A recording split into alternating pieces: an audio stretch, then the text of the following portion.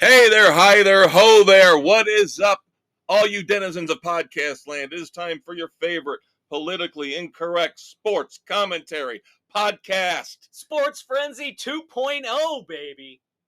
The Conquistador. The Maestro. We are here to break down each and every sport that matters. That means no soccer. Each and every Wednesday night leading into Thursday morning. Then, of course, do not forget your Saturday morning hangover cure, especially if you're a swinger, which we'll talk more about on this Saturday morning's weekend edition. The start of the concert season could not have gone by without us having an epic tale that embarrasses the Maestro. Oh, it's a doozy, kids. You're going to want to check this one out for sure. Do not forget Saturday morning, May the 11th. But right now, it is May the 8th. This will drop early on May the 9th. Let's start off with NASCAR and the closest finish in NASCAR Cup history. 1,000th of a second at the line. The rain-delayed race at Kansas. And for once, not just because of the finish, we got a really good race at Kansas for once. It was finally for the first time in over a month. Yeah.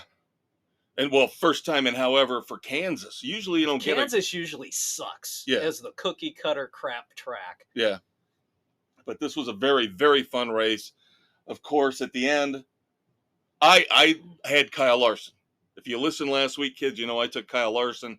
I literally saw the end, and with my naked eye, I said, he lost. Boucher won. Turn the TV off. Turn the TV, and then I find out later on that night, looking at baseball scores. Barely. Yep, I was looking at baseball scores, and I saw that they gave it to Kyle Larson. Yep, that was really close. Another 3 wide, but those two were right there at the line. And what did it for Larson, he kept it straight when they got together, coming off a 3 going into the bumping and banging. Busher getting a little sideways slowed him down just enough to be the difference. Of course, Christopher Bell had the pole. But again, going back to that finish, you can tell the true NASCAR fans from the dipshits when something like this happens, because all you saw the next day were memes and posts showing, oh, look, the line's not painted evenly. Oh, Kyle Larson got an unfair advantage. It's done by lasers, you dip fucks. The paint is just there. The paint is there. It's even. What you're not taking into account is the banking, which throws the perspective off. Yeah. Any and all of those reasons, they've got it covered. We're not back in the 1940s, okay? They have transponders right there as well. Everything is copacetic, people. Yes. Yes, and then, of course, NASCAR put out pictures with the actual transponder lines showing, yes, Kyle Larson did barely win. So, But a very, very, and we're not calling you guys dip fucks, but you probably know somebody who is. Yeah. So Larson gets his second win of the year, trying to keep pace with Denny Hamlin and William Byron with 3 each. As we head on to Darlington, which is a very, very good track for Mr. Hamlin. So we'll have our picks for you here in a few minutes. I will not forget that we have to do the picks. That nightmare from 2 weeks ago still haunts me, Dave. Still haunts me. It happens. But we have a lot. This is why we're leading off with NASCAR and with racing. A lot of topics of discussion. Now, we mentioned Darlington. Eric Jones will be back at his best track. Amazing how you can have a compression fracture in your vertebrae and only miss a couple weeks. Yeah, you kind of wonder, what did they do? They're going to shoot him up. They are going to shoot him up. Did they go in and do the epoxy to the fractures? Who knows? I don't know. This is a very, very, very quick return. It is. No, I would not come back this quick. I imagine there's a couple things at play here. Number one, this is his best track by far. So he runs very well. He's probably pushing to get back in the car for this race. But again, if you look at the timing, it's very odd because he's going to come back for Darlington and then basically could have taken next week off with the All-Star race. Right. So he could have had a couple more weeks to heal up fully. That would have been to his benefit. But again, I think the whole Darlington being his best track, he wants to race it. Yep. And then, of course, they will apply for the medical waiver. Okay. But even with that, I'm sure he wants to stay in the top 30 in points. He's going to have to win a race to get in the playoffs. Yeah. But he does want to stay in the top 30 in points. So we'll see how that drama unfolds. We've got a couple driver announcements. Yep. Michael McDowell has announced he's leaving Front Row Racing at the end of the year to move over to Spire for 2025. I did not hear Spire. Okay, very good. This is called teamwork. No, I heard about him leaving Front Row after this season, 7 seasons with Front Row, but did not hear about Spire. Yep, moving to Spire. All right. And then, of course, we have the news that despite a tenuous, fluctuating ownership situation at JT Dougherty, Ricky Stenhouse Jr. gets a multi-year extension, which I find particularly shocking because the last month there have been rumors that Kroger might be moving to Joe Gibbs. And you rarely ever see a driver get an extension unless that sponsor is staying with him. Or there's another sponsor already on board. Right. So that's going to be a very curious situation to watch. Yeah. Now, initially, when I heard about Michael McDowell, of course, between the two, McDowell's a better driver. Oh, absolutely. I mean, they're both very good at super speedways, but McDowell has other strengths where Stenhouse really he's a one track pony. Very nice. That's a play on words, kid. But okay. I was thinking from what I heard earlier today, Michael McDowell was going to be a free agent, and I thought there'd be a lot of teams jumping at him, but no, he's already committed to Spire. Well, okay. That was the report I read late this afternoon. All right. Now, officially, it is now official. Officially official? Yes. Dale Earnhardt Jr. is going to join TNT and Amazon Prime.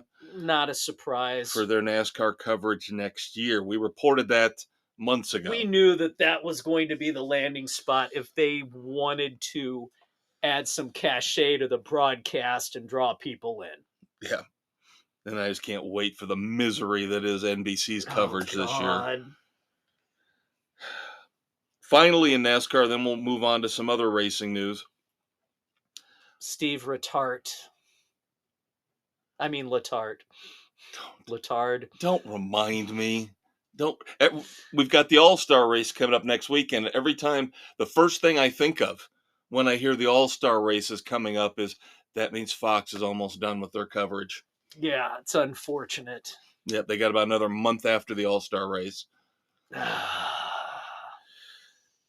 Sadness. Now, NASCAR, there's some bickering going on back and forth behind the scenes as they try to get a new agreement in place between the ownership, NASCAR, the drivers, when it comes to things like charters. The charters are particularly a prickly issue, and they cannot seem to get any kind of an agreement going. One side wants to make the charters permanent. And of course, NASCAR thought they were close to an agreement, and then they put in a big stumbling block where they said, well, we would like to put in a clause where one of the members of the France family at any point in time can move in and buy ownership of a team. Yeah, no. Yeah, and that's basically what happened. Nope. No freaking way whatsoever. Yep. They tried to slip that one. And of course, for those of you out there who might not know why that's a big no-no, that would be like almost like Roger Goodell wanting to buy into an NFL team. Yeah, you just don't let that happen. The France family owns NASCAR and a ton of tracks. yes. So can't allow that. Cannot allow that to stand. Cannot allow that to happen. Nope. Hey Dave, Hey, Kev. we had an F1 race this past weekend and Max Verstappen didn't win. Woohoo! The Miami Grand Prix, Lando Norris wins for the first time ever Good for him. on F1. So his first career F1 victory. Congrats to Lando Norris. Anytime Max Verstappen doesn't win, it's a good week. Yep. Just bolsters the value of the Miami Dolphins with the success of the F1 race there. Did you hear, by the way, about that little rumor with the Dolphins? Where owner Stephen Ross, over the past couple weeks, was supposedly offered $10 billion for the Dolphins, the Hard Rock, the stadium, and his share of the F1 race. And he said, no, not going to do it. $10 billion. That means it's worth more than that overall. Yeah, again, I saw that Dolphins, the stadium, his share of the stadium, his share of the F1 race, $10 billion. And Stephen Ross said, nope, I'm good. Thanks, but bye-bye. Wow. That's a guy who knows the value of what he has. Yep. Well, and it's only going to go up. I was going to say, NFL franchises are not going to decline or decrease in value anytime soon. No. You can say what you want about any of the other sports franchises, but the NFL right now, printing money. Up and up and up and up in value. All of them. Then finally, we talked about this, the Roger Penske IndyCar saga. Well, Roger Penske brought the hammer down. Roger said, this will not stand. He suspends 4 people from his organization for 2 races, including Team Penske's president. Yep. So he was not happy again. This is the push to pass debacle that we talked about last time. And good for Roger for making a stand. They have to pay the penalty for ruining his reputation. Exactly. That's what I was going to say. It's all about reputation in this particular situation. When you are a big-time owner, with the success that he's had across all levels of motorsports that he's been involved in, owning racetracks, including Indianapolis Motor Speedway, running the IndyCar series. Yeah, sorry, he had to set an example. I'm surprised he didn't fire the president. Yep. So, or at least the head engineer who was supposed to make sure things were on the up and up. Now, I did not look at the IndyCar schedule, but of course we've got the 500 coming up down in Indianapolis at the end of the month. 2 races. They don't race every week. I can't believe the suspension's going to go through Indy. But we'll see. I am not trying to put you on the spot to do last-minute research. We can do this. It's the power of the internet, people. All right, before we move on to other sports, we have race 13 of the 2024 NASCAR Cup season. This Sunday, Mother's Day. Happy Mother's Day to all you moms out there. May the 12th, 2024, the Goodyear 400 at Darlington. And as I alluded to earlier, it is a great track for one Denny Hamlin. Is it looking like we're going to get dinged? Saturday, May 11th, the Grand Prix of Indianapolis on the road course. And then the 26th is the Indy 500. Those are your next two races. Ooh, okay. So he did not go easy on his own team. Okay. So Penske will not be at full strength for the Indy 500. Very interesting. All right. Tell the kids, Dave, about how awesome Denny Hamlin is at Darlington. Denny runs, that's probably his best track, maybe outside of Daytona. Very consistent, very strong. That's why he's my pick for this coming race. 7 of our 8 panelists have their picks in, and the Big Blue W is joining you with Mr. Hamlin. I agree with you, but I'm going to save Mr. Hamlin for later on. Now, remember, Darlington is the last race now of the regular season. It is. That's fine. And then he's got another track out there that he's very, very good at. I need to gain some points here at this juncture. You've had a couple rough weeks. Yes. So I need max points, the potential for max points. Sam and I are going with Tyler Reddick. My logic being that looking at the schedule, since we have less road courses this year, Watkins Glen has been moved back into the playoffs. I'm talking about the first 26 races, of course. Right. And then Indy is now back to the normal Brickyard, not the road course there. So I'll push Tyler Reddick up and take him here at Darlington. Not a bad pick. And again, Sam as well, the elder statesman, is with me. Mrs. C is taking Martin Truex Jr., another solid pick. So is Aaron. He's joining her.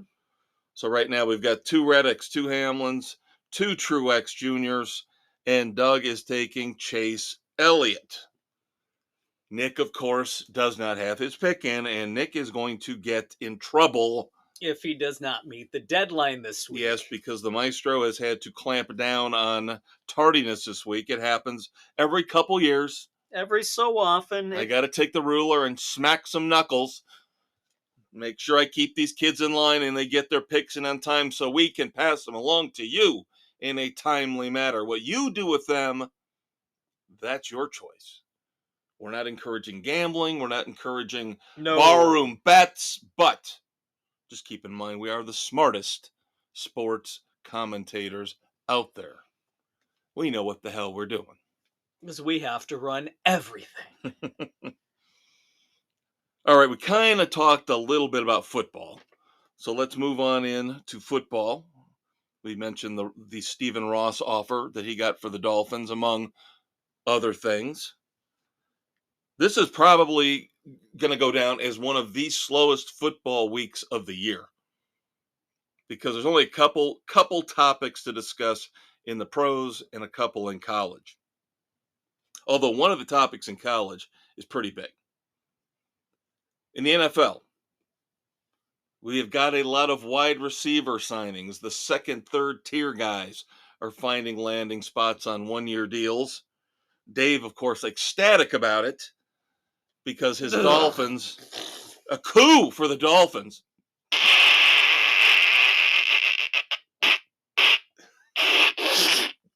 By the way, I was thinking about that earlier, that sound. I have come up with a name for that because I love it so much. It makes its appearance once or twice every episode. I would like to call that the Horn of Disgrace. Yes, that is very apt. As the stupid-ass Dolphins sign Odell Beckham Jr. to a one-year deal.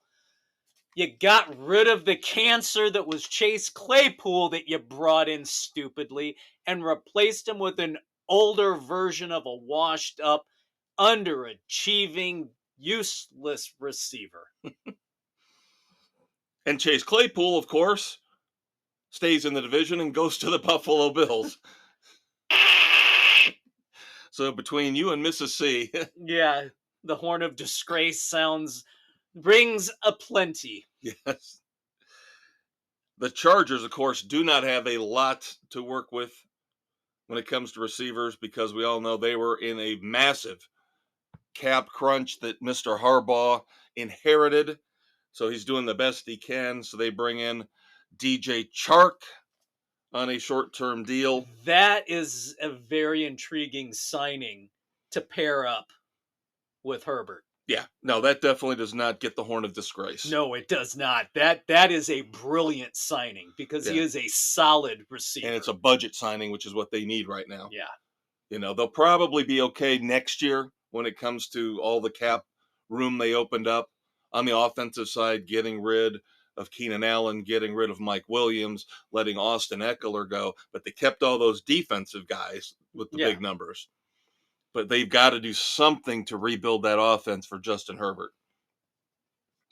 And, of course, we know Harbaugh, he wants defense, and he wants to run the ball. Yep. Give me running backs. Run, run, run, run, run, run. And all of a sudden, the wide receiver room for the Tennessee Titans is overflowing. Because not only do they hang on to DeAndre Hopkins, they brought in on a big, massive contract Calvin Ridley, and now they bring in Tyler Boyd, formerly of the Bengals.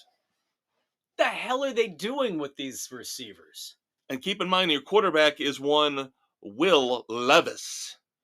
So really hasn't proven himself to be any kind of a gunslinger who can take advantage of having all three of those guys on the field at the same time. Yeah, if Levis cannot succeed with that receiving core, he needs to go bye-bye.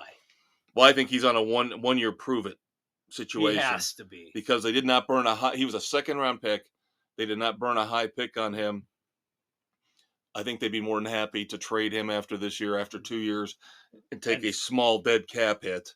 Yeah, and see what they can get elsewhere. But they're trying to give him every possible chance, it looks like. He's kind of the same with Caleb Williams with the Bears. Now, he's got a lot more rope. Yeah, also has a little more talent, too. Right, but he's got 3 solid receivers as well. So we will see what happens. So, Dave, did you watch that Tom Brady roast on Netflix? No, I did not waste my time. That roast that everybody's talking about? No, I did not waste my time.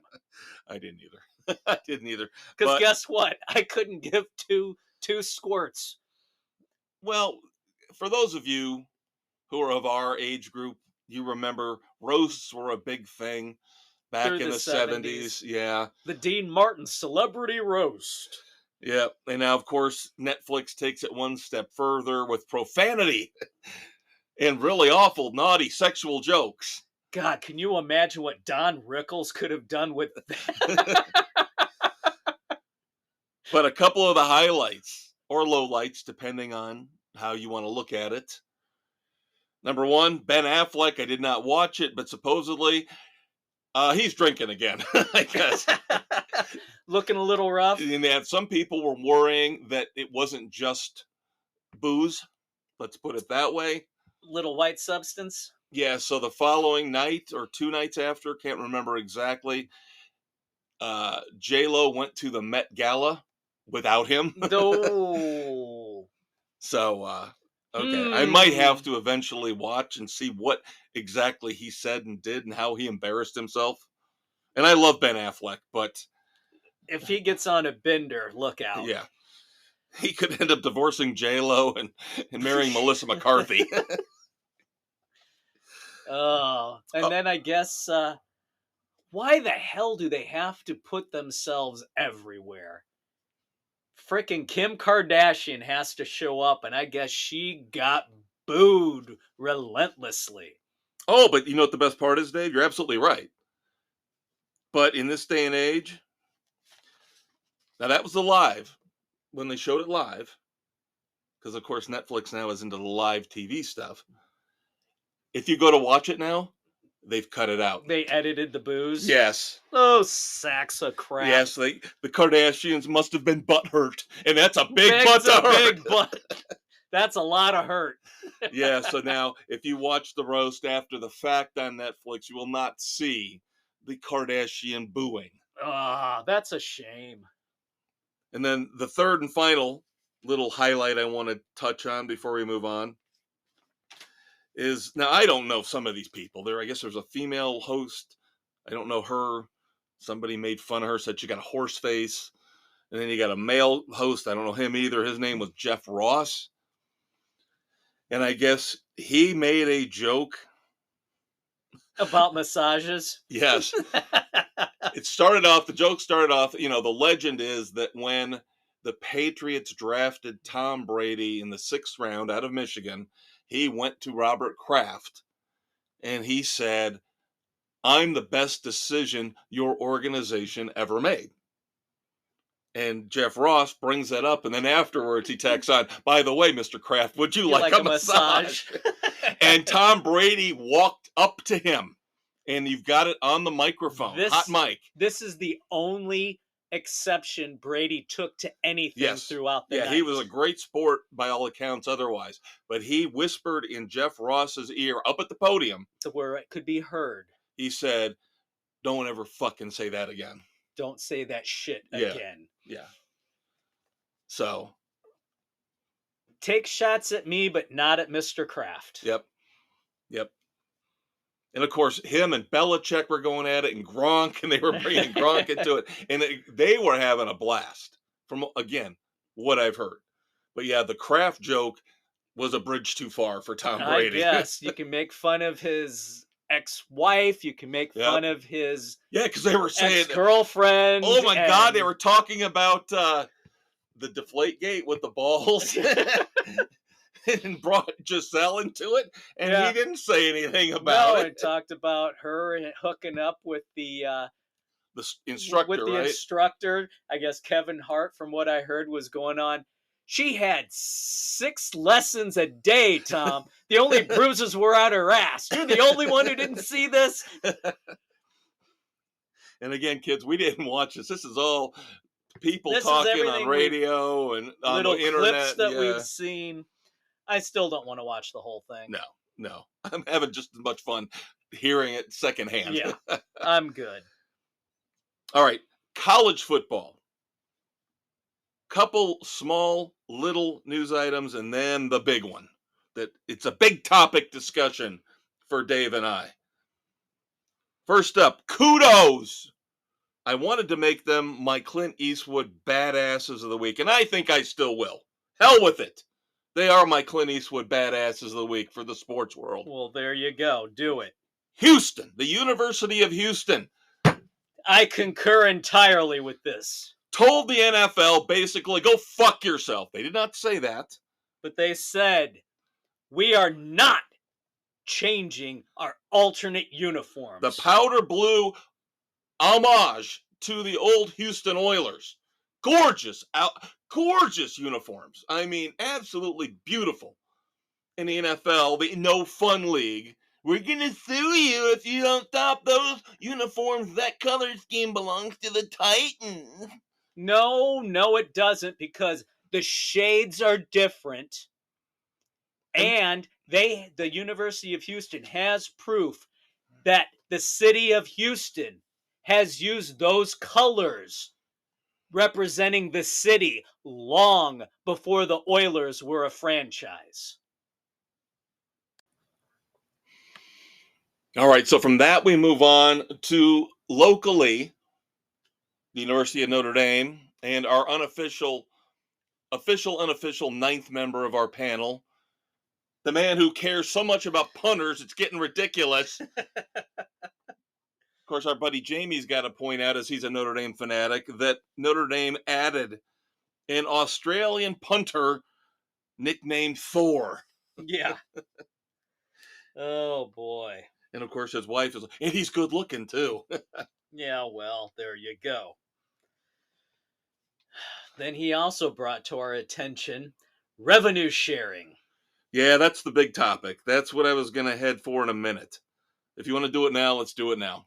Let's get it out of the way. Yeah, this whole lawsuit settlement thing that's coming to fruition, where the NCAA is going to have to pay $2.9 billion in damages, I believe approximately for 10 years of quote-unquote denying nil rights to players. Yeah, what is it? House versus the NCAA. Yeah. And now all universities are going to have to pony in to pay this off.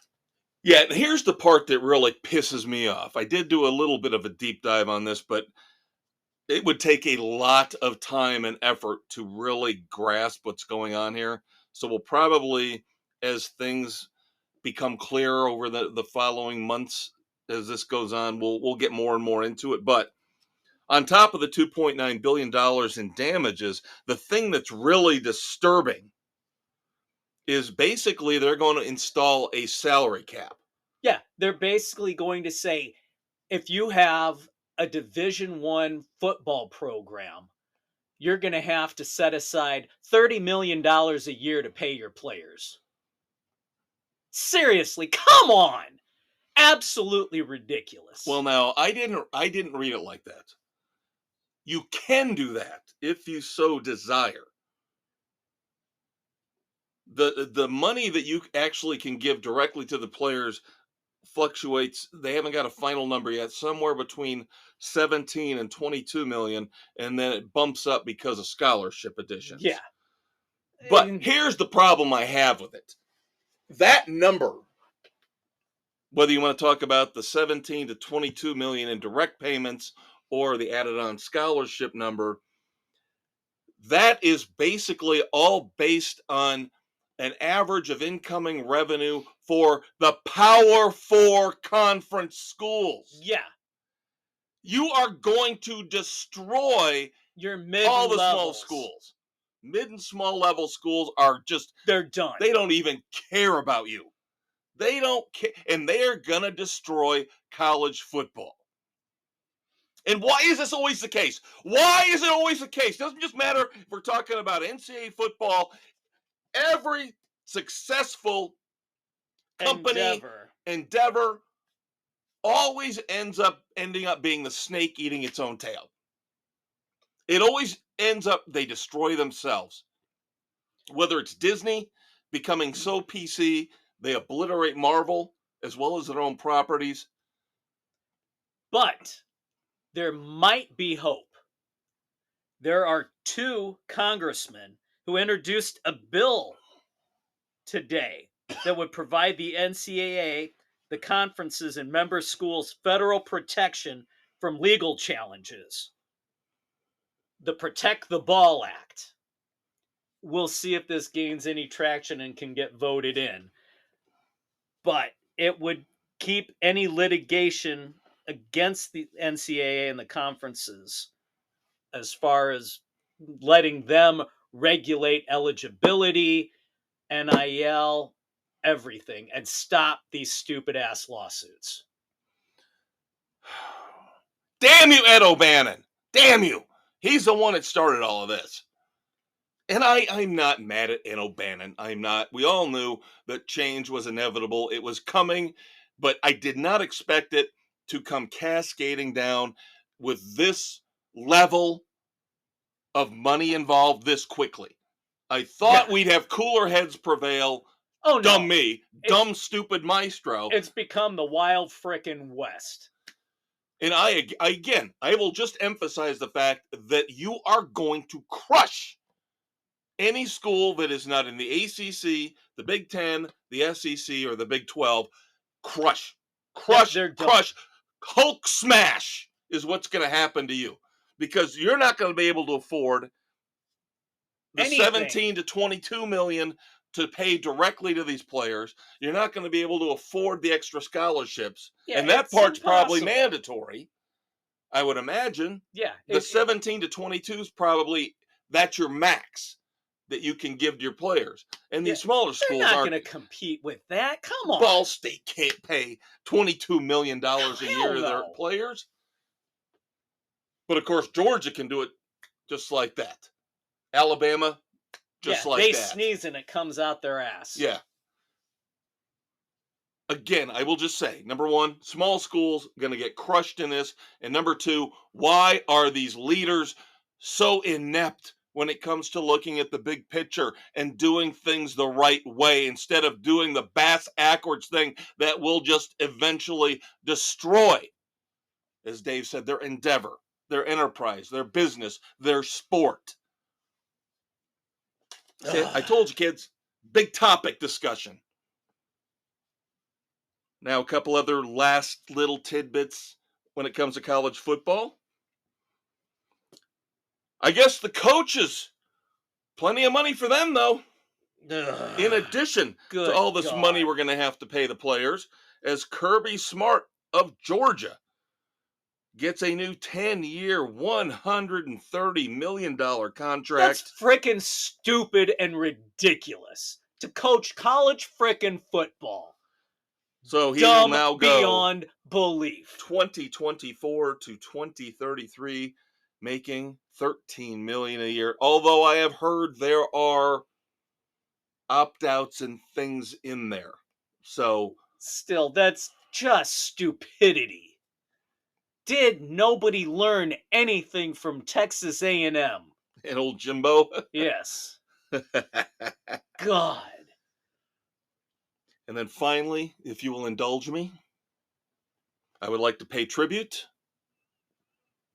to one of the greatest players ever to play for the Miami Hurricanes as he retires from the NFL after playing 8 seasons. My man, Duke Johnson. Duke, I love you.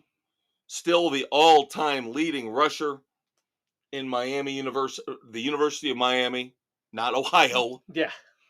The University of Miami football history.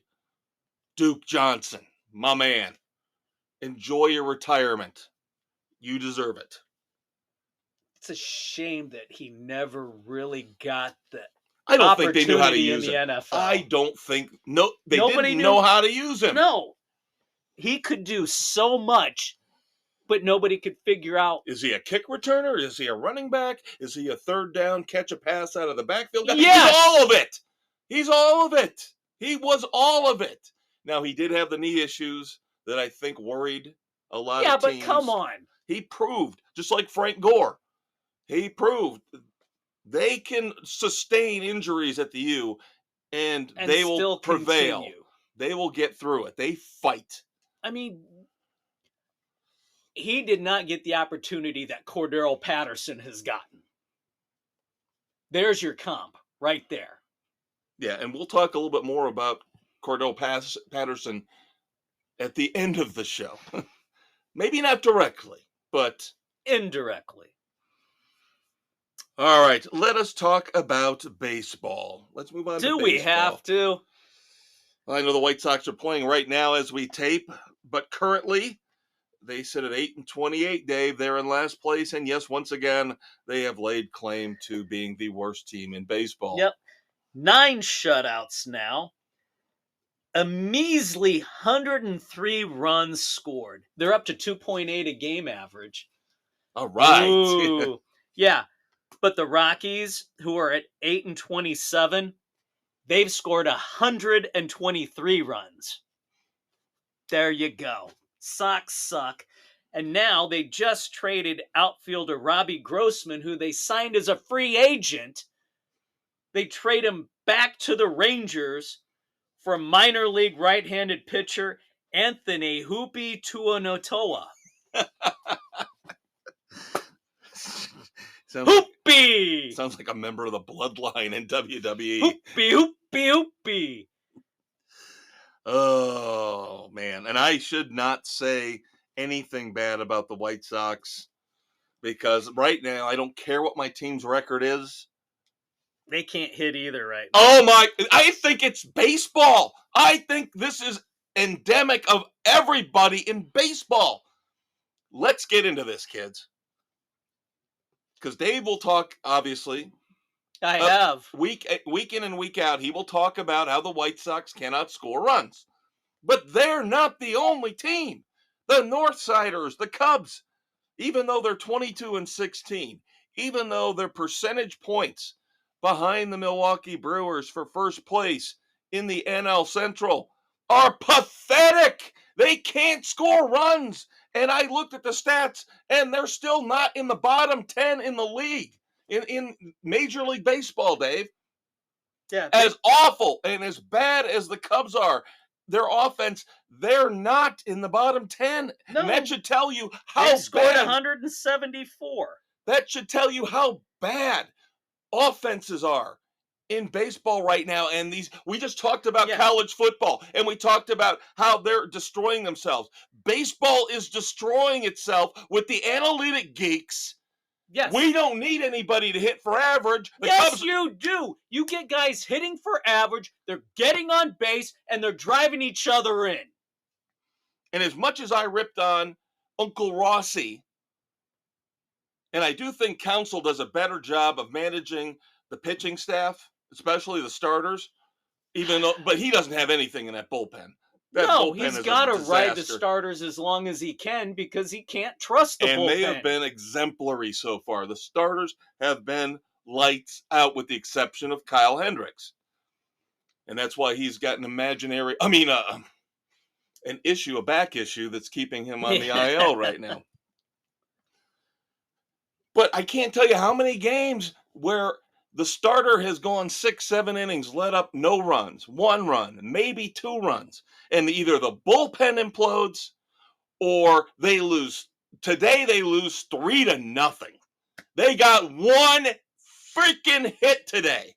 And I know it was your guy, Dylan Cease. Yeah. Did most of the damage. But come on. You got Bellinger back in the lineup. He went off last night. First game back. Yeah, as we tape this, he went off and then nada. We're still waiting on Seiya Suzuki to come back. Justin Steele came back Monday night, pitched extremely well. Again, the bullpen sucked. How can I like this team? They got a great record, but Shota Imanaga has to go into the 8th inning because they can't trust the bullpen, and he let up 2 runs. He let up 2 runs in that inning. But put him down. That was it. But that was it. That was the only 2 that he allowed, and they needed a 9th inning comeback. Yeah, a 9th inning home run for Michael Busch to win the game. 3-2. Shota Imanaga is 5-0 with an ERA after that of 1.08.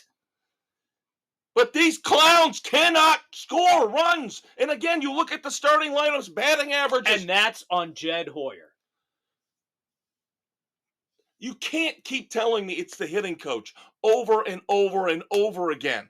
There's something wrong here. It's the analytic geeks. This team doesn't have a single guy in the starting lineup even close to hitting 300 right now. How many players actually are hitting 300 in the MLB? Oh, I know. You and I talk about it all the time. In the glory days of when we were younger and you had the Tony Gwynns of the world, the George Bretts, the Rod Carews, who would actually hit 340, 350, 370 sometimes. Yeah, there might be at the end of the year 4 or 5 guys that hit over 300 now.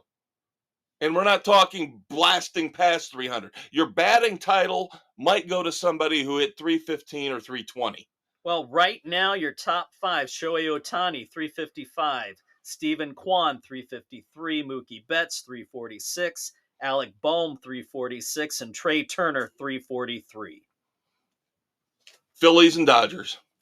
Yep. Phillies and Dodgers. Cleveland with Kwan. Right. Sorry, I'm not going to apologize for going off on a rant, but I can't watch baseball anymore because of this. No, it's painful. Strikeout, home run. Strikeout. I thought we were getting over this, and it looks like we're right back where we were a couple years ago. Strikeout, home run. Strikeout, home run. And I'm just sick of it. Yeah, you've got 21 players hitting above 300 right now. That's both AL and NL, right? That's both AL and NL. And that will not last. No. No way in hell will that last. Because as the season goes on, these guys, their averages drop usually. They usually don't rise. Yeah. That's pathetic. It's harder as the season goes on pathetic. to raise your average. Much harder as the season goes on to raise your average. One of those guys who usually hits above 300, one of the few, the proud, has already been traded this season. Because the Marlins, of course, suck, and they're bailing on the season already, so they trade two-time batting champion, believe both times with the Twins, Luis Arias to the Padres. Yep. As the Padres keep trying, I'll give them credit. They might have let Juan Soto come and go, but they are trying the best they can to somehow keep up with the Dodgers. Now, it doesn't matter who the manager is over the last 3 or 4 years, they just can't get that team to gel. No. I mean, they've got Dylan Cease, they've got Yu Darvish, they've got Joe Musgrove in that rotation. Now you've got Machado, and Tatis is probably the problem. They signed him to that big, long deal, and everybody said, oh, look how smart they were to lock up the young guy. Yeah, that's not exactly been How a great often thing. do you hear anybody mention Fernando Tatis Jr.? They don't anymore. We hear Ronald Acuna Jr., we hear Juan Soto. Tatis has not lived up to his early hype. No. Kind of like Yohan Moncada for the White Sox. Never lived up to the hype. All right. Don't know if you guys saw this last night. It's not like the Joe Theismann football injury from back in the 80s, but it's still a little gruesome to watch. JD Martinez last night broke Wilson Contreras' forearm. Oh, with the backswing? Yep. Yeah, I don't know who you're going to blame. I would imagine because JD Martinez has got to be in the box. So Contreras was probably just too far up, too close to the plate. But yeah, Martinez swang. Contreras put out. Yep. And it doesn't like snap in half, but you can see it pop. Yeah. And you know that sucked. And you could tell he went on the ground just screaming in pain. So, love Wilson Contreras, of course, former Cub. Had to take the gig with our rivals. Been doing okay with the Cardinals. As a whole, they're not very good. Finally, the Cardinals might have run out of that magic dust that they've been using for years and years and decades, like the Pittsburgh Steelers, where they always seem to be good. They always seem to be good. Rolling through, and now maybe the cycle might be coming to an end. Yep, the farm system's not producing like it used to. Their two superstars are getting older. Then we have, of course, this has been a problem on and off the last couple years. We've talked about it. Comcast and the Diamond Sports Group, otherwise known as Bally Sports. Now, I don't know if this has been reinstated, but over the last weekend, 15 regional sports networks blacked out on Comcast systems across the country because, once again, this Diamond Sports, Bally Sports Group can't make their payments, want to renegotiate deals. I thought Major League Baseball had stepped in and said, we're taking this over. We're going to make sure. Last year. But now they got to do it again? They got to do it again because, oh my God, it's pathetic. Now, I don't think it affected the marquee network here for the Cubs locally. And I don't think, obviously, Comcast Sports out of Chicago gets affected, so the White Sox are still on. Yeah, that's NBC Sports Chicago. Right. So, if anybody associated with this Diamond and Bally's don't know what the hell they're doing. Yeah. They're obviously a fly-by-night attempt at trying to carry games. Yeah, I know the Angels, the LA Angels were impacted, and I believe the Cardinals and the Braves were among the teams that were impacted by this. And again, I'm not 100% sure. I have not seen a notification that these channels are back on yet. So I don't know. And then finally, this is just confirmation of what we knew was coming. Ippei Mizuhara will officially plead guilty next week to federal charges of felony bank fraud and filing a false tax return. Yeah, there's a shock. Not. Still falling on his sword for Mr. I still don't Otani. believe this. I still don't believe this bullshit. I think there's bullshit here. It smells like a goddamn cow field in Iowa, man. I'm telling you. There's no How do way you steal Ohtani- $17 million from somebody? There's no way Otani didn't know what And was I'm not going talking on. about embezzling from a business. I am talking about taking $17 million from an individual. Yeah, That's a lot harder to do. Unless that individual as is a dumb. complete stupid moron who is maybe he is. No, I was going to say the same thing. Dumb as a box of fucking rocks. Maybe he is. And the best part of this? I see the ball. I hit the ball. I throw the ball. Well, he just got married, too. He's in love. It distracted him. Bullshit. She's probably mad. She was hoping 5 years, 10 years down the road, that was going to be her money. Yeah, no shit. I caught you with a geisha. So much. I want half. The dowry's gone. Well, think about it, though. With all the deferred money, she's got to stick around for a while before he gets the deferred money. So he's sitting. Maybe he's not as dumb as we're thinking he is. But the best part of this, and again, I'm being a little bit facetious, but not really. Ipe Mizuhara has to pay full restitution back. Yeah, good luck. Good luck. Facing a maximum sentence of 30 years in jail. They're saying that won't happen, of course, because he made this so much easier on federal prosecutors that he's going to have a reduced sentence. Bullshit. Again, as we always say, if you or I did it, kids, we'd be gone for life. Yep. We have to pull a Papillon to get out. I like that reference. Very well done. I figured you would. That's right in your wheelhouse. Awesome movie, by the way. Never watched it. Oh, you gonna shame me again, like you did with the Oscar stuff? Steve McQueen, Dustin Hoffman. And I've seen almost every Steve McQueen movie except that one. Oh. I've seen The Great Escape. I even saw The Hunter in movie theaters. His last movie. Papa Thorson. Yep. The great when he's on the train. All right, let's move on to hockey. Let's do some hockey.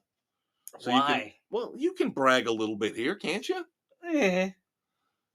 They did the draft lottery. So it basically was the most boring draft lottery of all time because I don't think a single team switched positions from where they were originally slotted. And like last year, you guys got Connor Bedard. Yep. Now, supposedly, San Jose with the number 1 pick has got the next great player in this kid, Macklin Celebrini. Yeah, and supposedly the next great thing. His dad works for the Golden State Warriors, so family's got sports in their blood. Yep, there you go. But the Blackhawks will be drafting number 2. So again, we can keep building on. I'm not trying to say this. Well, I am trying to make you feel good about this, but I'm going to compare it to one of my teams.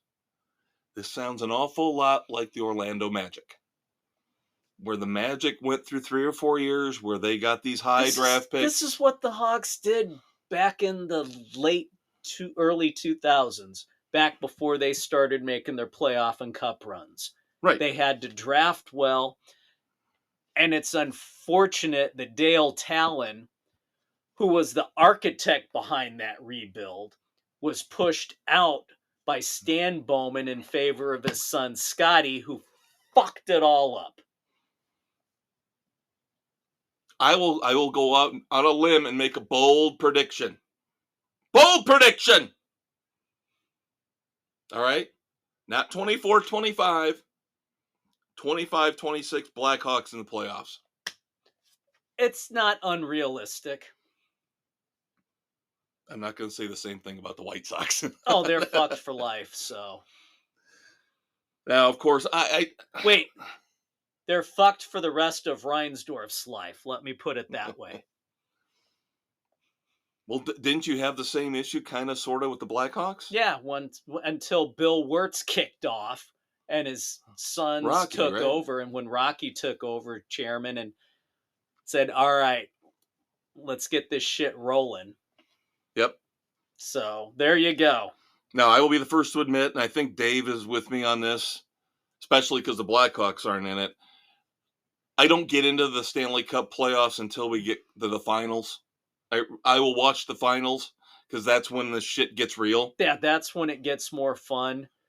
Even though I'm not trying to, by all accounts, people are really starting to fall in love with the NHL, and good, and rightfully very, so. very The action is fast paced and it's entertaining. It's like the opposite of soccer, except for the scoring. The scoring is similar, but the action could not be more different. Hockey players can take a hit, get up, and keep going. Which is why we don't talk about soccer. But I'll just give you the matchups if for some reason you don't know. In the East, Boston Bruins taking on the Florida Panthers. I believe the Bruins are up 1-0 right now. Carolina Hurricane playing the New York Rangers. They are down.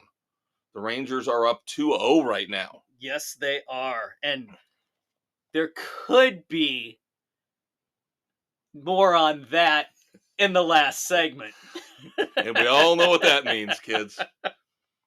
Then on the West, we've got the Colorado Avalanche and the Dallas Stars. Avs are up 1-0. And then the two teams left from Canada, eh? The Canadians, dearie. The Edmonton Oilers and the Vancouver Canucks. Yeah, I would like to see the Canucks. Wait, was it? Yeah, it's the Yeah, Canucks. It's still the Canucks. Yes. Who knows? We know these teams shift and change, and because I think the Canucks went away and then they brought them back, maybe? No, they were the Canucks. I was getting confused. Or was it Winnipeg? Or the Winnipeg Jets had gone to Minnesota to be the Wild there. Cool. And then they got the Jets there back, so. Oh, all right, kids. That's what you get for hockey this week. Now, of course, because it's the playoffs, we have to do our obligatory talk about the NBA. And of course, you can hear this discussion on Spotify, Pocket Cast, Apple, Overcast, Castbox, Amazon, Audible, and iHeart Sports Frenzy, baby. Otherwise, I needed to take an extra half breath there. Otherwise known as iHeart Radio. And while our platforms are winnowing down a little bit, still plenty of options, plenty of choices out there for you kids. And do not forget to check out the Facebook page. Or the Weekend Edition. Weekend Edition, we have got a double shot concert review. You do not want to miss this. And, of course, the aforementioned Hawaiian shirt story. Get out your Adirondack chairs, kids. Don't spoil the whole thing for them, Dave. No. Facebook page, of course, will feature every week NASCAR picks, baseball picks, and in football season, football picks. We will also keep you updated on who wins each and every competition here among our panel of 8 at Sports Frenzy 2.0. All right, so we talked about the playoffs in the NHL. Let's talk about the playoffs in the NBA. The final 8. Pacers and Knicks. Pacers up 1-0. No. Or no, it was the Knicks are up 1-0 Pacers on the blew Pacers. They blew it. That's right. Had my little notes backwards on that one. Yeah, no, the Pacers played a very good game, but blew it down the stretch. Yep. Some would say they had some help from the refs.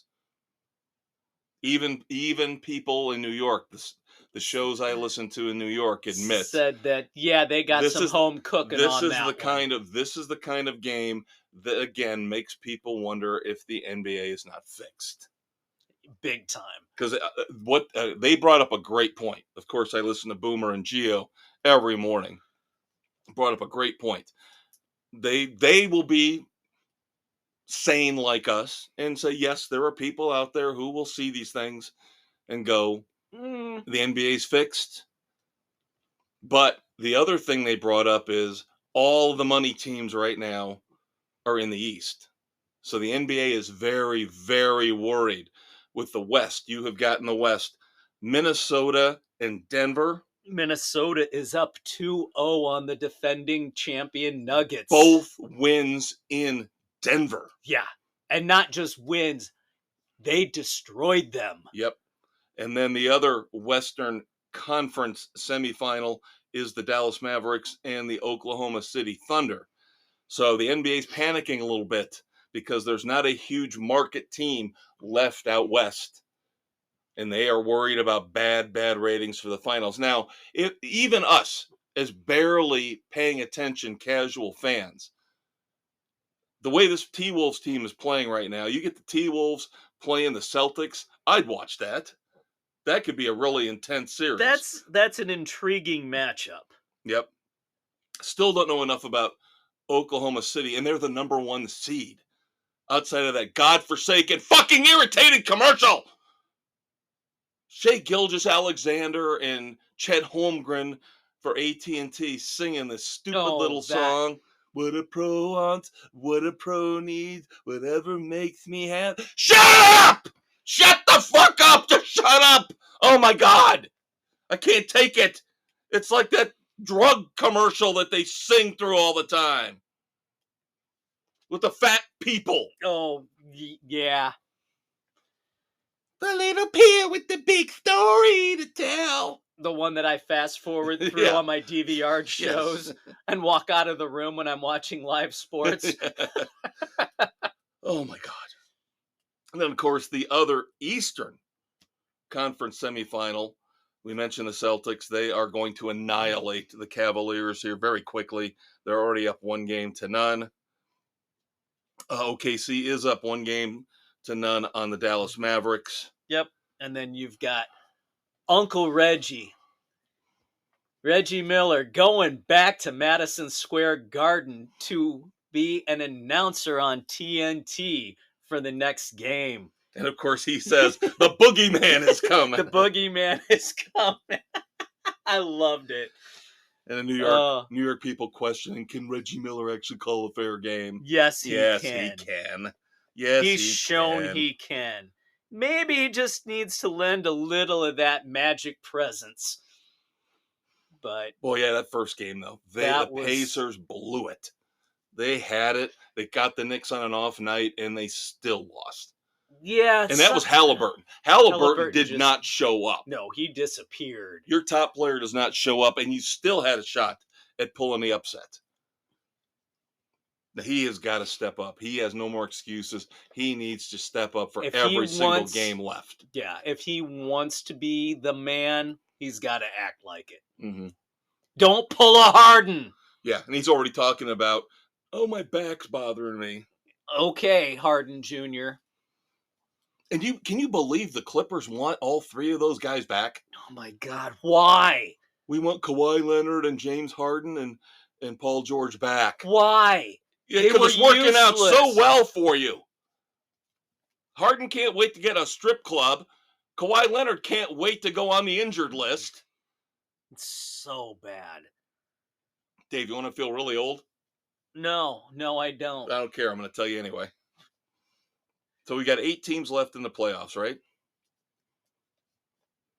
Do you know there are only 8 players left among those 8 teams in the playoffs that were born in the 1980s?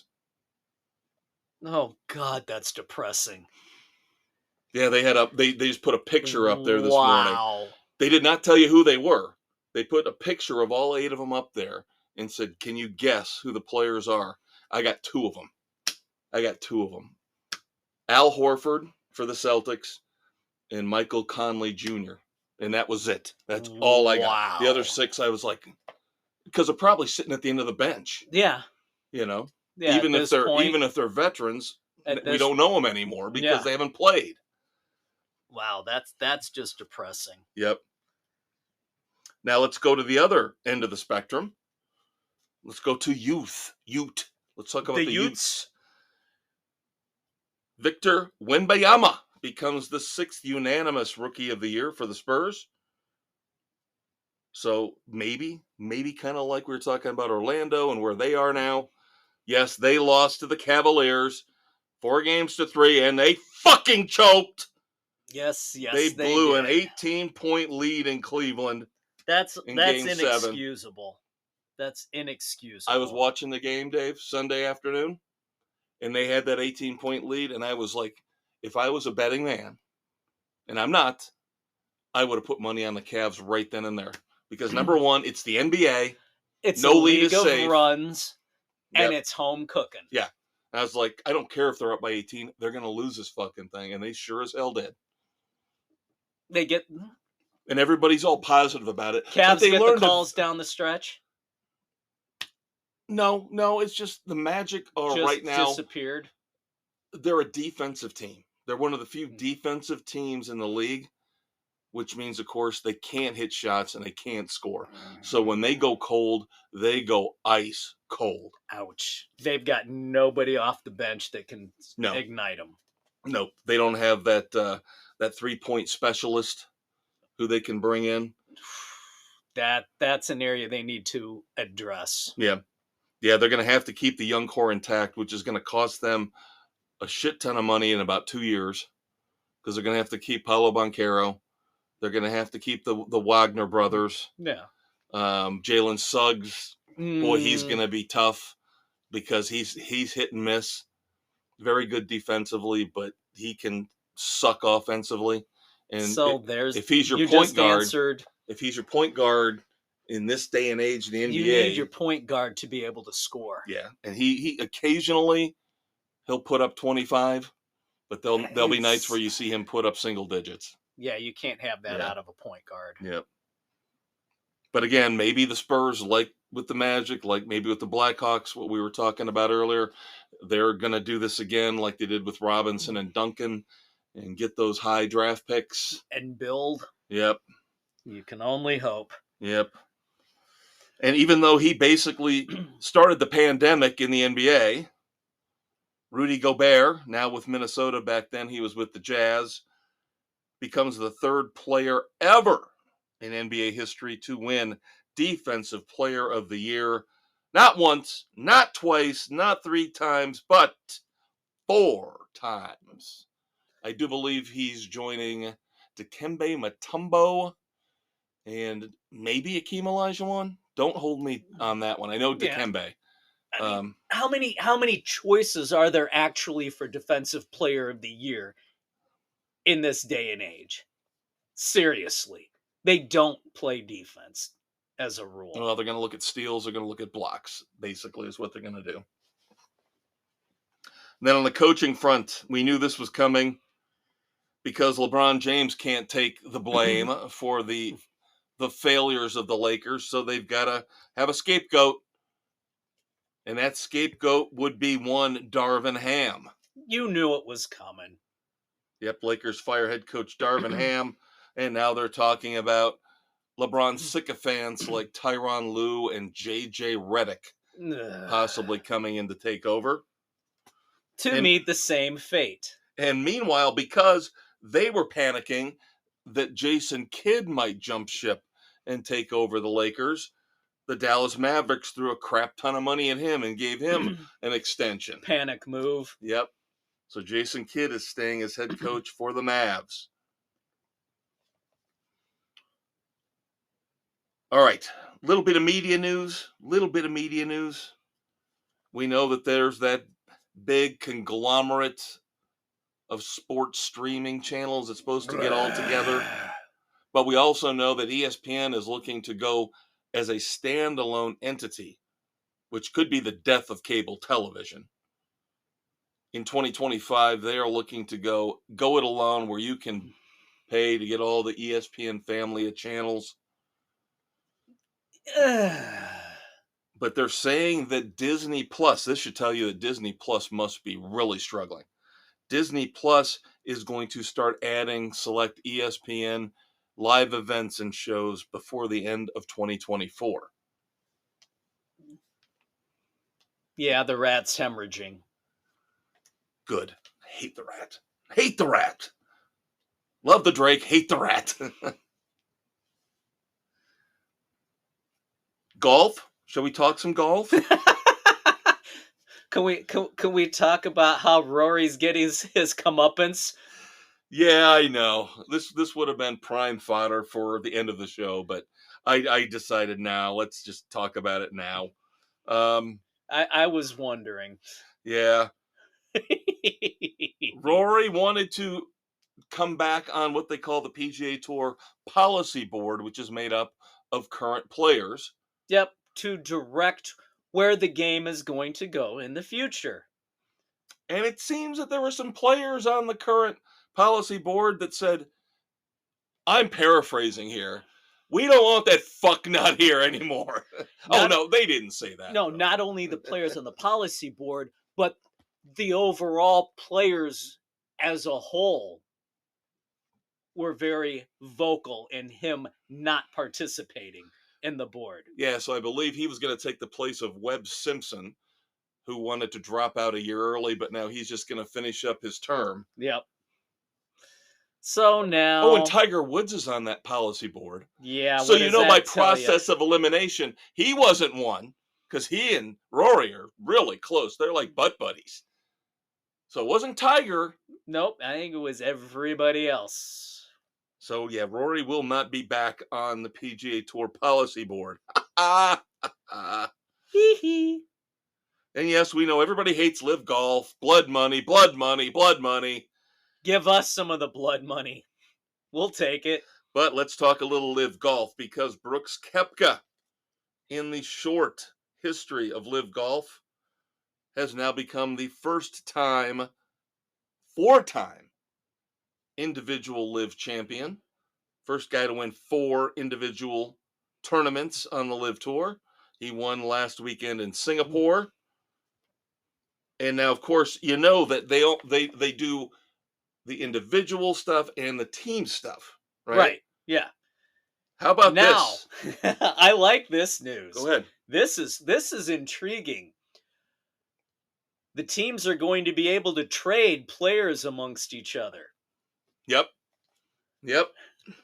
Now that will not impact anybody's contracts if they signed a deal for a certain amount of guaranteed money that they're getting the guaranteed money. They're getting the money. So it's not like trading in a salary cap situation like in, the NBA or in the NFL. Yeah, it's just if you think you might want somebody else and somebody else might take off with another group, make the trade. Try and bolster your team. Yep. Again, I know blood money, but it's still fun. And there's still better and bigger names on the live tour than there are on the PGA Tour. True. Sorry. True story. Sorry, kids, but that's the fact, Jack. That's the truth, ain't nothing but the truth. And then finally, fuck.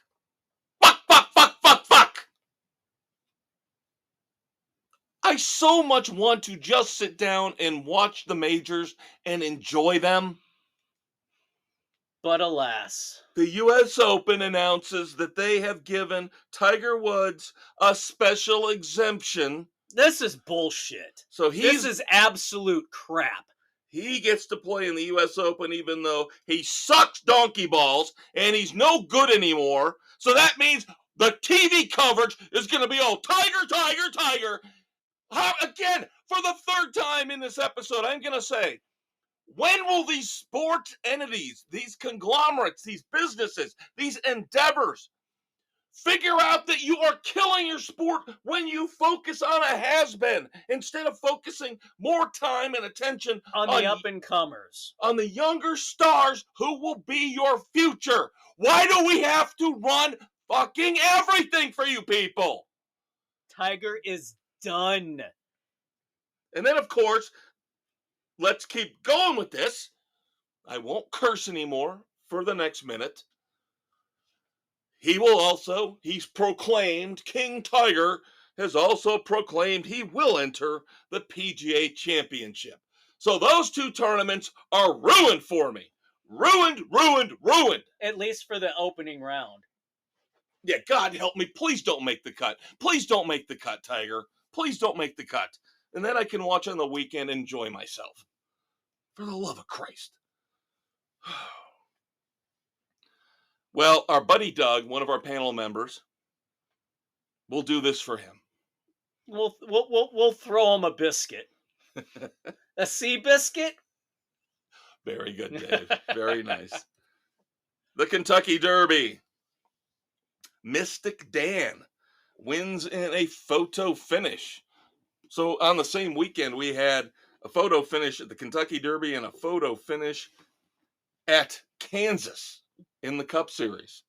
Yep. Impressive numbers in terms of viewers for NBC. 16.7 million viewers. Tuned in for the Derby? Yep, most since 1989. Wow. And that's a hell of a lot more than who watched on average every game of the NBA Finals last year. Because I heard this morning that was about 11 million. Well, there you go. So, alas, we did not watch it because we were rocking out Saturday night. Again, weekend edition. We will have all of that Judas Priest Seether stuff for you. I just find it funny with the Kentucky Derby. What does it last, like 2 minutes?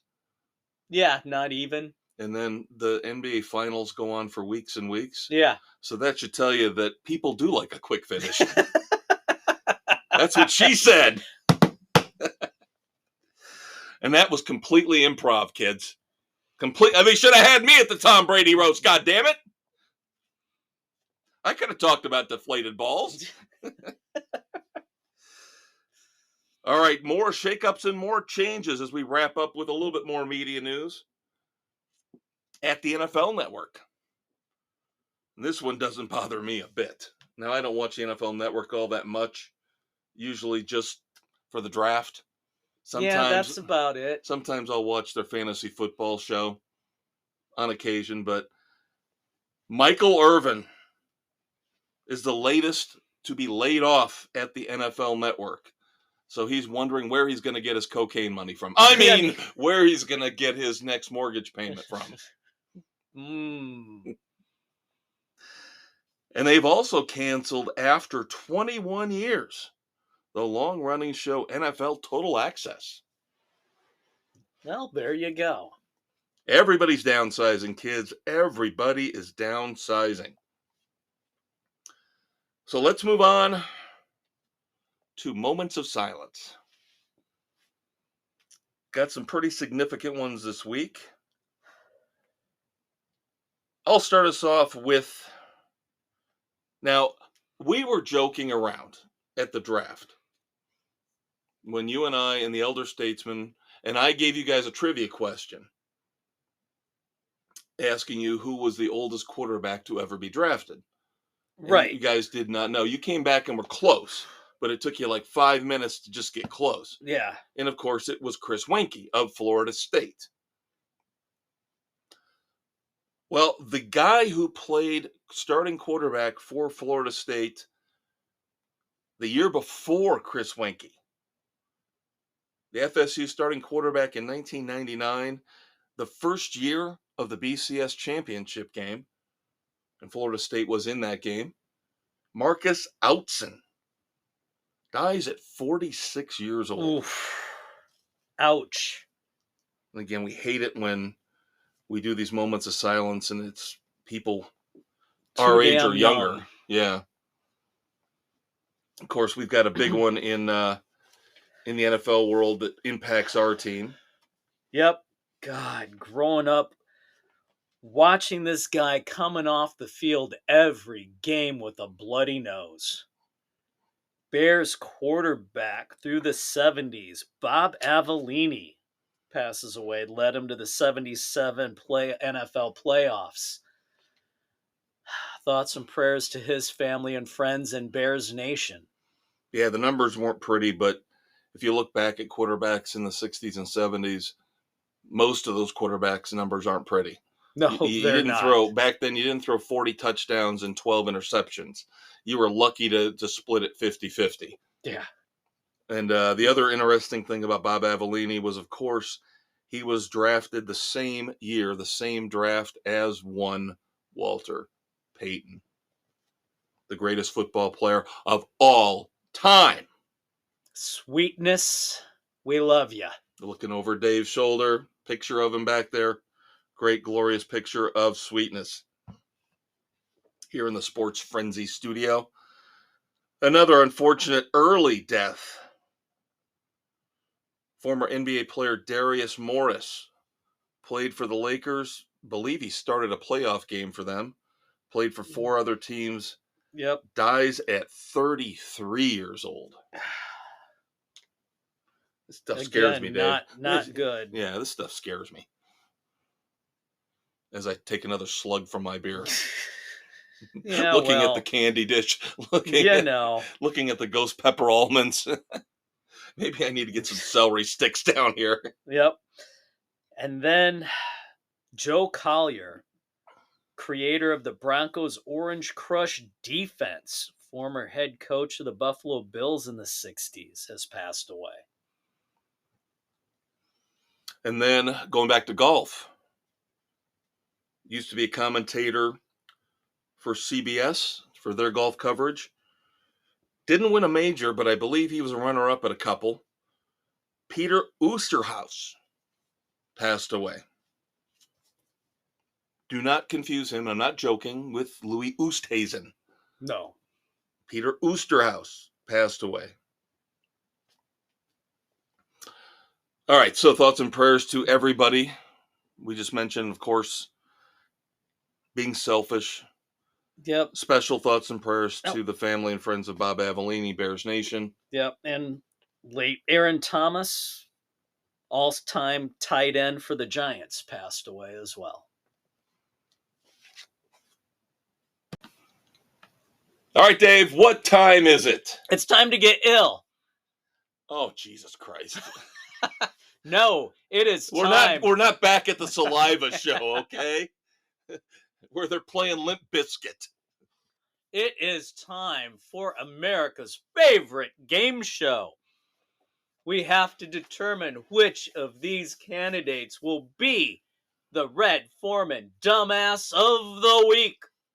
And unlike last week where the pickings were a little slim, because as Slim Pickens says,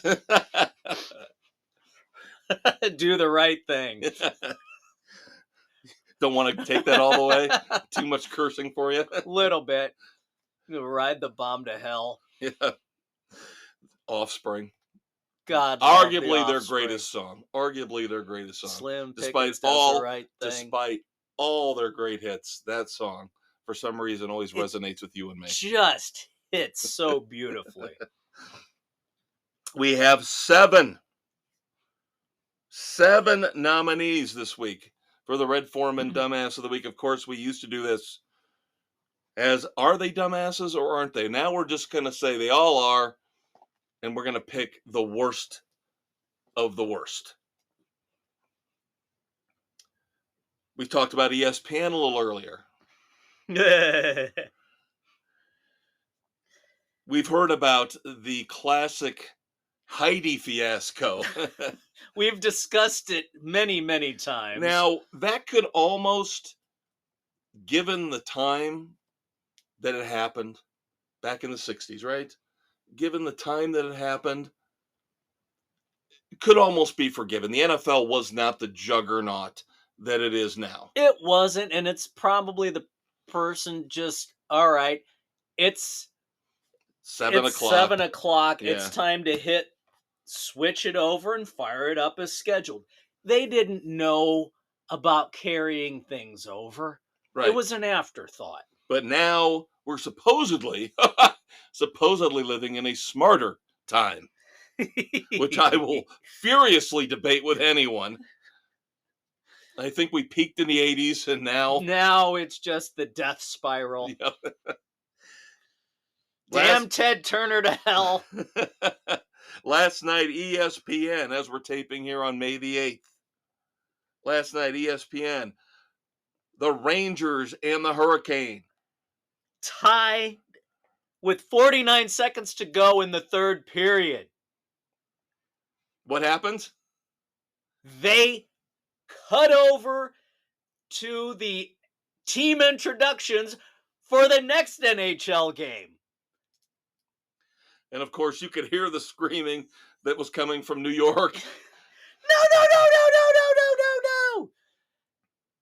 And now it lasted a mere 17 seconds, but still, you've got. They are lucky. Yeah, nobody scored. That's the thing. They are lucky there was no score. This is the equivalent of somebody getting liquored up, getting in a car behind the wheel, driving home. They're lucky they didn't kill somebody. Yeah.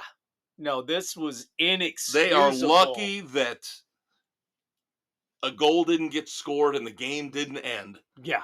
While they were doing the player These are the hockey playoffs. You delay the start of the next game as long as you can, at least until the end of regulation. The only other excuse is if it's your local team. Right. If they're not delaying the start of the game, like you said, a lot of times the NBA does this. I know they do. Yeah, at least for regulation. Yeah. You got to cut away and go to alternate channel for overtime. But you cannot cut out a regulation. Sorry. That's inexcusable. Our second contestant. Now, this happened a few weeks ago, probably about almost a month ago. And we didn't make a big deal about it. I don't think we even talked about it because we're going to talk about more about this on the weekend edition because the hashtag #MeToo movement is gaining steam again on multiple fronts. Okay. Indianapolis Star reporter Greg Doyle. We discussed this. Did we? I don't know if we did. We did. Okay. We put it as the cringeworthy. Why wasn't there a bigger outcry? And now we've got the outcry. And it took too damn long to happen. But let me just, all right, I'm going to be the devil's advocate here. Okay? I'm just going to be the devil's advocate for a minute. Because if you kids don't remember what happened, this is when Caitlin Clark was being introduced after she had been drafted by the WNBA's Indiana Fever. And she does her little heart thing. At the end of the games to her family. Right. And Greg Doyle, who is one of the main reporters for the Indianapolis Star, and he actually does cover the Fever. Did. Has a very awkward. That's one way to put it. Awkward exchange with Caitlin at this this press conference. He does the little heart thing. Caitlin says, "Oh, you like that? I do that at the end of every game for my family." Yeah, and his response was, "Well, if you do that to me, we'll get along. We'll have a great relationship." Right. Or something along those lines. Yeah, you're paraphrasing, but you're close. Which, you know. Very, very creepy. He got out there next day. Now, he admits he had a little bit of skepticism and doubt about, did I really do something wrong?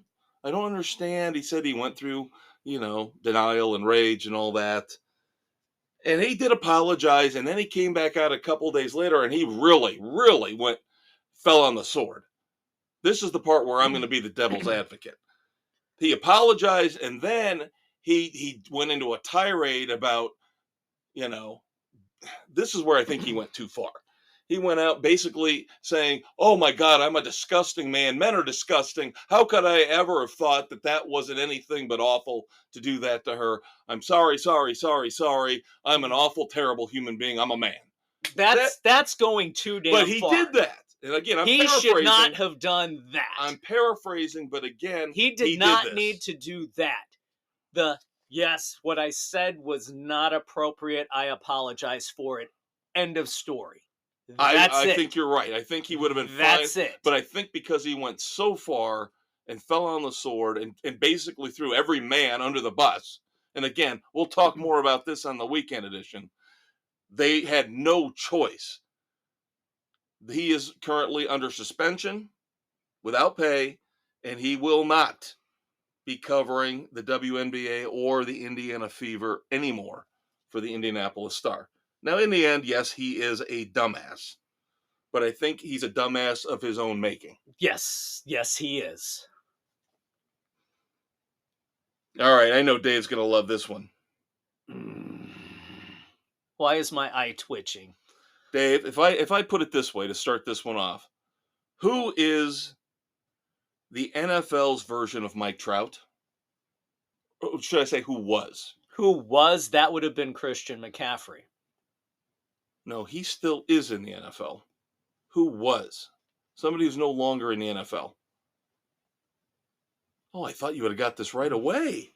I mean, McCaffrey's a good comparison. I think he might have redeemed himself this year. This past year, he did. He stayed healthy. J.J. Watt.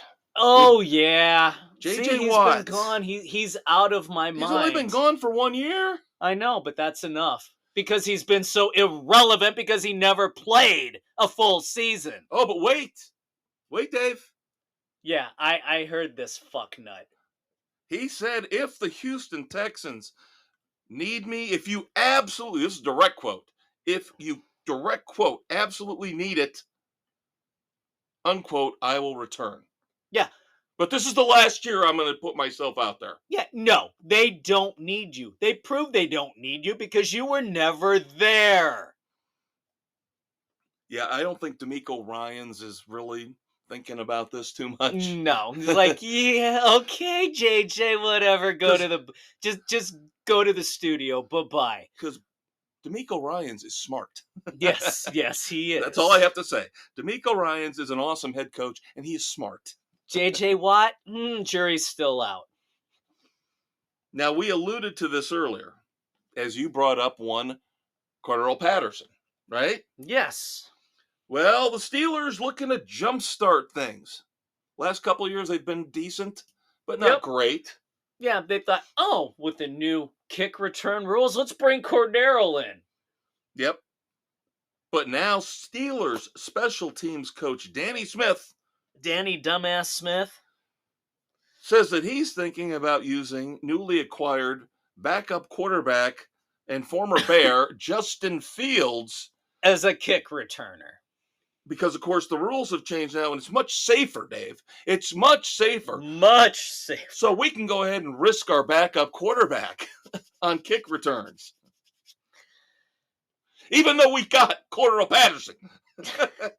Who is a proven commodity. One of the best kick returners of the last 10 years. But no, let's put Justin Fields back there. That's such a dumb idea.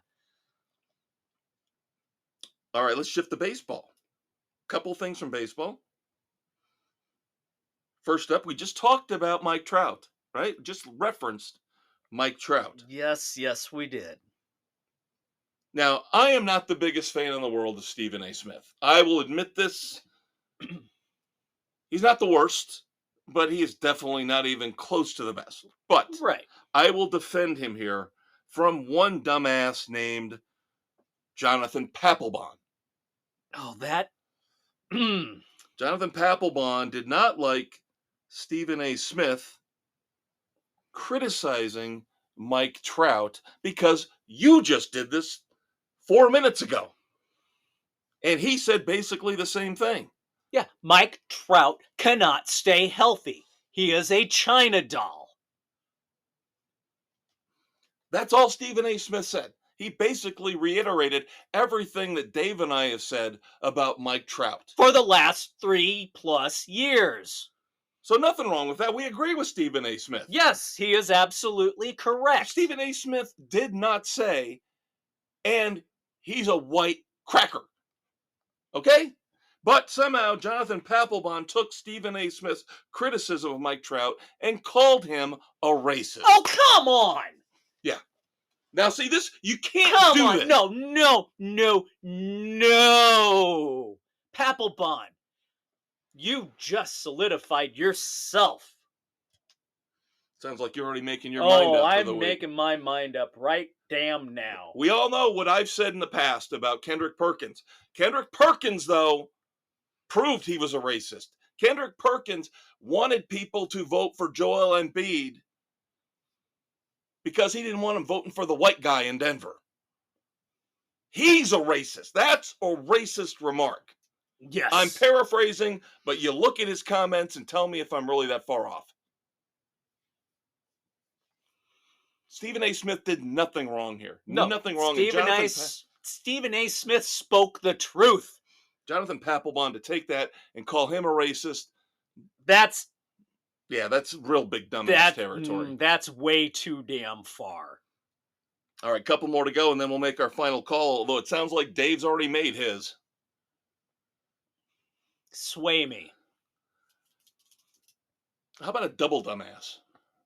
This might sway. Double dumbass. Milwaukee Bucks Patrick Beverley, as the Bucks were eliminated by the Pacers in the last round of the playoffs. Supposedly, number one, well, this we know for sure. He threw a ball at a Pacers fan. Hit her in the head. And then in the post-game press conference, would not answer questions from anybody in the media pool who did not subscribe to his podcast. Yeah, he's a... And I have still not, Dave, There's still been no apology. No apology, and they have not, from what I've seen, fined him yet. No, Adam Silver, what the hell is wrong with you in this regard? Jamal Murray, I believe it was Jamal Murray. Yeah, throwing stuff on the court. $100,000 fine for throwing a heating pad on the floor. Yeah. But Patrick Beverley gets away with all this stuff. Beverley hasn't faced anything yet? Come on. Not that we've seen. And you would think they'd make a big deal about it. They should make a big damn deal about it. And then, again, finally, one last point on this. Every league, every major sports league, requires their players to be available unconditionally for the press after a game. Not just those who subscribe to your podcast. Oh, that... So he apologized for that. He did. You're right. But not for throwing the ball at the fans. Right. Finally, last one. Let's go to the Cubs. How about the Cubs? Although the Cubs player is not the dumbass here. It is once again an unnamed major league umpire. Now, this is a tricky one, I'll admit. In a recent game, Cubs rookie Pete Crow Armstrong, running to second base, slides in, has his batting helmet in his hand, slides over the base, but uses the helmet to grab onto the base. Umpire calls him safe. Technically against the rules. Right, because he is not physically touching the bag himself. Here's the funny thing about this. So you could say the umpire is a dumbass, but I think it's Major League Baseball because there is no specific rule that says that Pete Crow Armstrong could not use his helmet to stay on second base. Although there is supposedly something in the rules that says you cannot use a piece of equipment to your advantage. And that is using a piece of equipment to your advantage. Now, I have not heard them come up with clarification for this, but guaranteed in the off season they're going to clarify this in the rule book. Now, my issue is, did he physically, after stopping himself, touch the bag? No. Before being tagged? No, I watched the video. Then he's out. You have got to physically touch the base. No, maybe that makes the umpire the dumbass then. That makes the umpire the dumbass. No, because he had his batting helmet. Yeah, if he's touching the batting helmet, just because the batting helmet's on the base. Yeah, that's all it was. No, he's out. You have to physically touch the base. All right, so there you go, kids. There's your 7 nominees for the dumbass of the week. It's a tie. You going to make the call right now? I'm making the call right now. It's Beverly and Papelbon. It's a tie. You know what? I'm 100% with you. I think that's the way to go. Beverly has to be held accountable for his stupid fucking actions, and Papelbon for being a dumbass calling racism when there isn't any. Because that's the whole boy who cried wolf syndrome, which always leads us down a path that will do nothing but Like make that people angry, mad, and lead to idiot- bad, nasty things. Like that idiot on the movie review sites that you were telling me about. Oh, that was talking about Henry Cavill and Ryan Gosling and when toxic masculinity. And when somebody asks, what are you talking about? She says, I'm reporting you because you're racist. Because they asked a question. Yeah. Yep. And then the guy who said, I hope Zendaya performs better in her movie Challengers than she did in Dune, because I didn't think she did very well. And they said the same thing. Same person, same thing. Yeah. I'm reporting you for racism because you probably would think if Zendaya was white, she's a great actress. You trolls suck! You trolls suck! How about that? Get a life, get out of your mommy and daddy's basement, and get a life. You're cowards. You're probably the same people who go on these college campuses with masks on and entice and incite. If you're so tough, take the mask off. Show everybody who you are. If you're such a badass, take your mask off. If you want to back your words up, tell everybody who you are on your social media post. Picture and full name. But you won't do it, will you? Because you're pussies. You're the lowest scum on the face of the earth. You want to say bad things about, at least Jonathan Papelbon, we know his name. We know his face.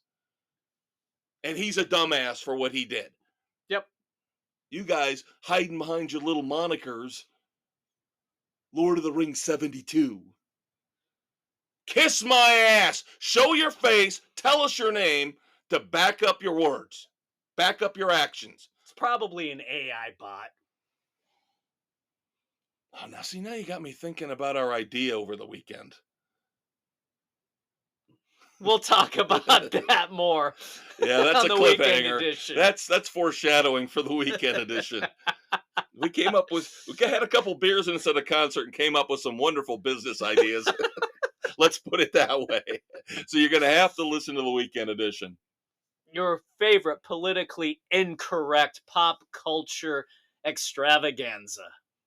That man is my brother from another mother, the conquistador, James. Why was I going to call you James? I don't know. Dave. I think I was going to call you James West, and I was going to be Artemis Gordon.